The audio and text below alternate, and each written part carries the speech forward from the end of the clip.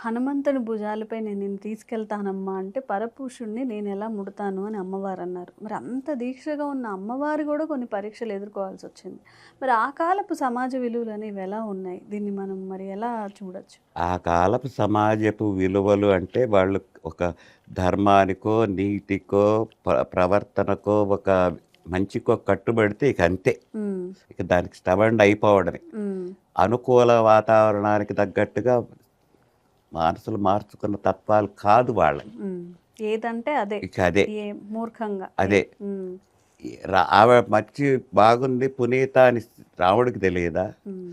హనుమంతుడికి తెలియదా? తెలుసు. విభీషణుడికి తెలియదా? హ్మ్. అందరికీ తెలిసినా ఎందుకు ఆవిడ అగ్ని ప్రవేశం చేయమన్నాడు? హ్మ్. రేపు అయోధ్యకి వెళ్ళిన తర్వాత లోకులు ఇంకెవరు అనకుండా హ్మ్. ఇక్కడే నిరూపించుకొని తీసుకెళ్తే అయిపోతుందిగా. హ్మ్. అక్కడి నుంచి ఇప్పుడు యుద్ధం అయిపోతుంది.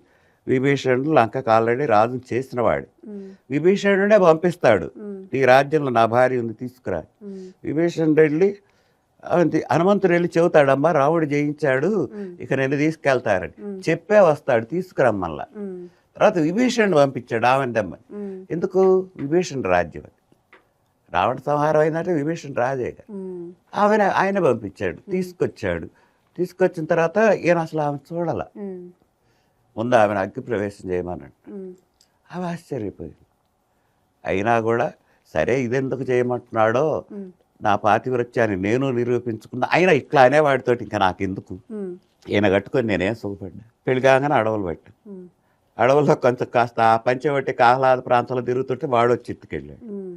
ఇప్పుడు ఏదో ఈయన వచ్చి తీసుకొచ్చాడు అనుకుంటే ఇప్పుడు ఇట్లా అంటున్నాడు. హ్మ్. ఎందుకు ఈ బతుకు మా అమ్మలో కలిసిపోతే పోలా, అగ్నిదేవుళ్ళు కలిసిపోతే పోలా అని లక్ష్మణుడినే హ్మ్.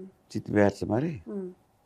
దాంట్లో దహించుకోవటానికి అగ్నిదేవుడు వచ్చి ఇవిడ అగ్ని పునీతం చెబితే అప్పుడు రాముడు ఆమె కళ్ళు చూశాడు. హ్మ్. ఎందుకంటే లోకంలో ముందు ముందు అనకుండా హ్మ్. అనకుండా ముందే శుభ్రంగా చేసుకొని తీసుకొచ్చుకున్నాడు శుచిగా. హ్మ్.